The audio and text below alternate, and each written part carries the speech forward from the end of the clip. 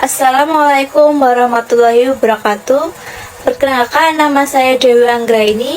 Di sini saya akan menerjemahkan video ke dalam bahasa Indonesia.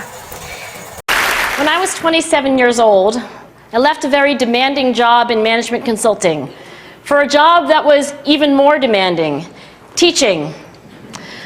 I went to teach 7th graders math in the New York City public schools. And like any teacher, I made quizzes and tests, I gave out homework assignments. When the work came back, I calculated grades.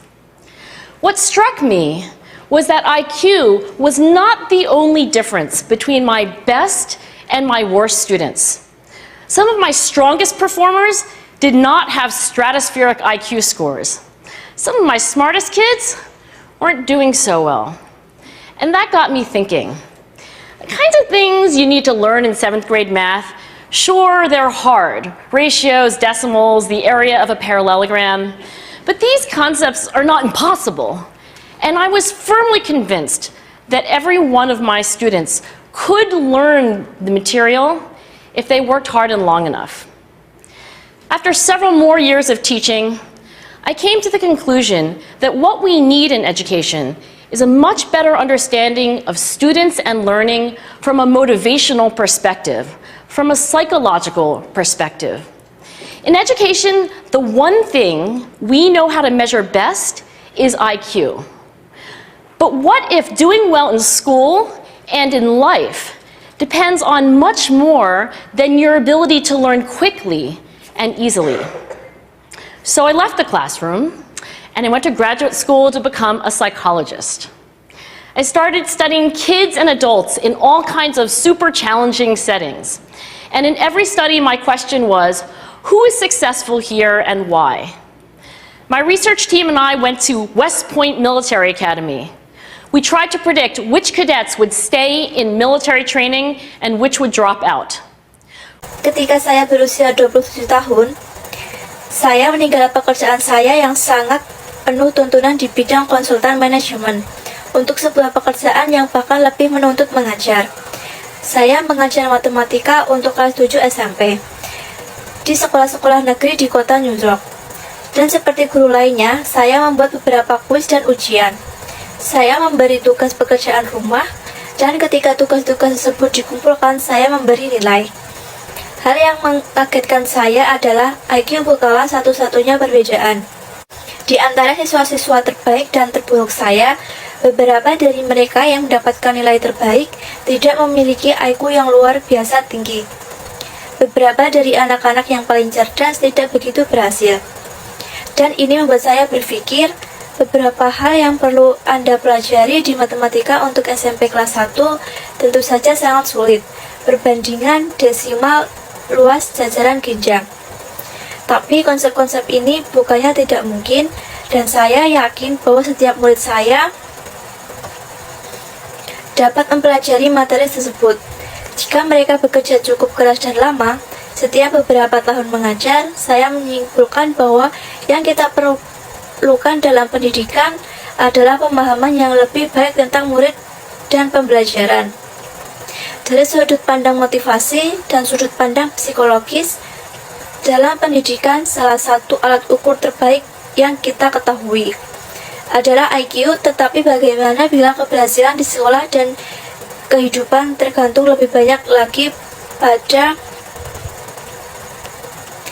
hal-hal selain dari kemampuan Anda untuk belajar dengan cepat dan mudah. Jadi saya meninggalkan kelas dan saya pergi ke sekolah pasca sarjana untuk menjadi seorang psikolog. Saya mulai mempelajari anak-anak dan orang dewasa dari semua jenis latar belakang yang sangat menantang, dan dalam setiap studi pertanyaan saya adalah siapa yang berhasil di sini dan mengapa. We went to the National Spelling Bee and tried to predict which children would advance farthest in competition. We studied rookie teachers working in really tough neighborhoods, asking which teachers are still going to be here in teaching by the end of the school year.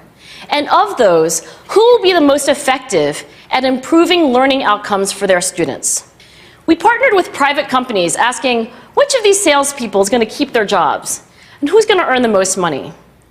In all those very different contexts, one characteristic emerged as a significant predictor of success. And it wasn't social intelligence, it wasn't good looks, physical health, and it wasn't IQ. It was grit. Grit is passion and perseverance for very long-term goals. Grit is having stamina. Grit is sticking with your future, day in, day out, not just for the week, not just for the month, but for years, and working really hard to make that future a reality. Grit is living life like it's a marathon, not a sprint. A few years ago, I started studying grit in the Chicago public schools. I asked thousands of high school juniors to take grit questionnaires, and then waited around more than a year to see who would graduate. Turns out that grittier kids were significantly more likely to graduate, even when I matched them on every characteristic I could measure.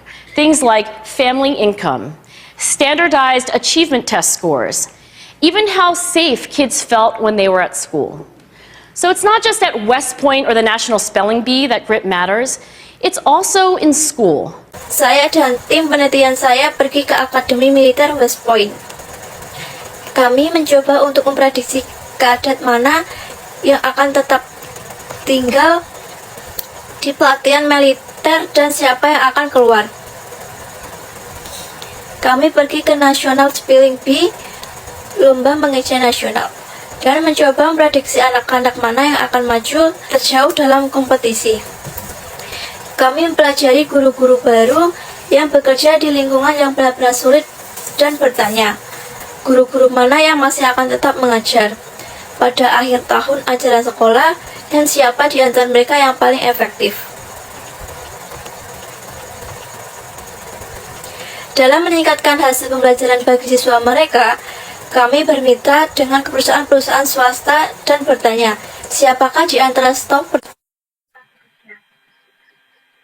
siapa yang akan menghasilkan uang paling banyak. Dalam sebuah konteks yang sangat berbeda itu, sebuah muncul sebagai prediksi keberhasilan yang signifikan dan menentang, dan hal itu bukanlah kecerdasan sosial. Itu bukanlah penampilan yang menarik, kesehatan fisik, dan bukan juga IQ. Hal itu adalah tekad.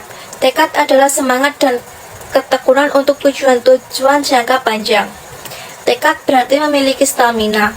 Tekad melekat dengan masa depan Anda setiap hari.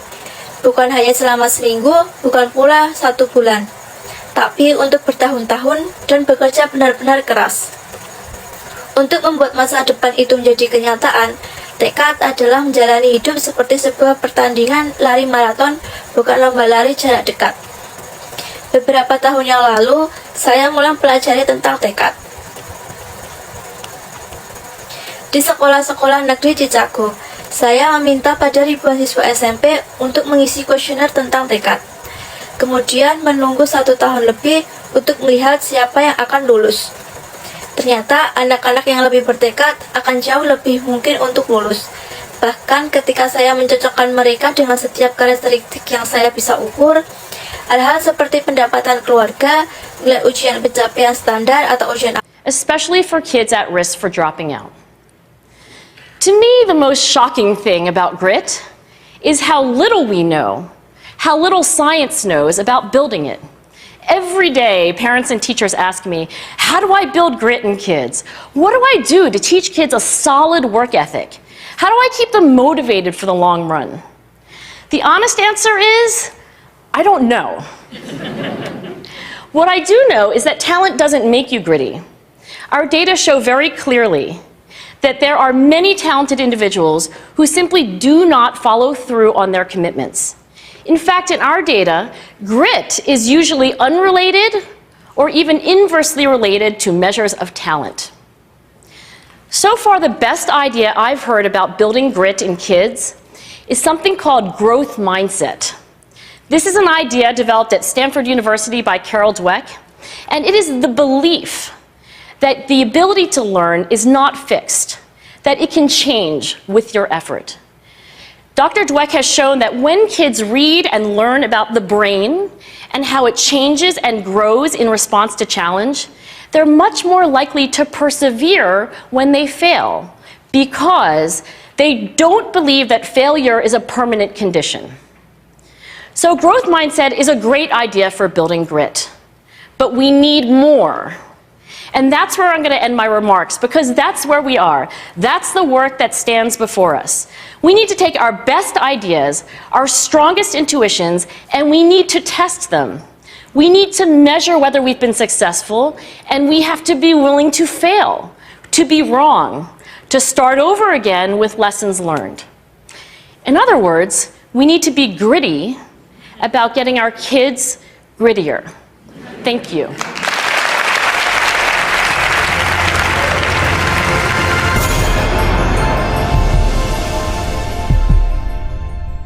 Akhir, bahkan seberapa rasa aman anak-anak ketika mereka berada di sekolah. Jadi tidak hanya di West Point atau National Spelling Bee, tekad itu penting. Hal ini juga berlaku di sekolah, terutama pada anak-anak yang beresiko putus sekolah. Bagi saya, hal-hal yang paling mengejutkan tentang tekad adalah betapa sedikit yang kita ketahui, betapa sedikit yang ilmu pengetahuan ketahui tentang membangun tekad. Setiap hari, orang tua dan guru bertanya pada saya, bagaimana saya membangun tekad pada anak-anak? Apa yang harus saya lakukan untuk mengajar anak-anak etos kerja yang kuat? Bagaimana cara menjaga mereka untuk tetap termotivasi dalam jangka panjang? Jawaban yang jujur adalah, saya tidak tahu. Apa yang saya ketahui adalah bahwa bakat tidak membuat Anda memiliki tekad. Dan data kami menunjukkan dengan sangat jelas bahwa ada banyak individu-individu berbakat yang tidak mengikuti komitmen mereka. Pada kenyataannya, dalam data kami, tekad biasanya tidak berhubungan atau bahkan berbanding terbalik dengan besarnya tekad. Sejauh ini, ide terbaik yang pernah saya dengar tentang membangun tekad pada anak-anak adalah sesuatu yang disebut pola pikir yang berkembang. Ini adalah sebuah ide yang dikembangkan di Universitas Stanford oleh Carol Dweck, dan itu adalah kepercayaan bahwa kemampuan untuk belajar dapat berubah, bahwa hal itu dapat berubah dengan usaha Anda. Dr. Dweck telah menunjukkan bahwa ketika anak-anak membaca dan belajar tentang otak dan bagaimana otak berubah dan berkembang dalam menggapai tantangan, mereka cenderung lebih tekun saat mereka gagal, karena mereka tidak percaya bahwa kegagalan adalah kondisi permanen. Jadi pola pikir yang berkembang adalah ide yang bagus untuk membangun tekad. Tapi kita perlu lebih banyak, dan di sini saya akan mengakhiri ucapan saya, karena di sanalah tempat kita berbeda. Itu adalah pekerjaan yang ada di hadapan kita. Kita perlu mengambil ide-ide terbaik kita, intuisi kita yang terkuat, dan kita perlu untuk menguji mereka. Kita perlu untuk mengukur apakah kita telah berhasil, dan kita harus bersedia untuk gagal, untuk menjadi salah, untuk mulai dari awal lagi dengan apa yang sudah kita pelajari. Dengan kata lain, kita perlu bertekad untuk membuat anak-anak kita menjadi lebih bertekad. Terima kasih. Sekian dari saya. Wassalamualaikum warahmatullahi wabarakatuh.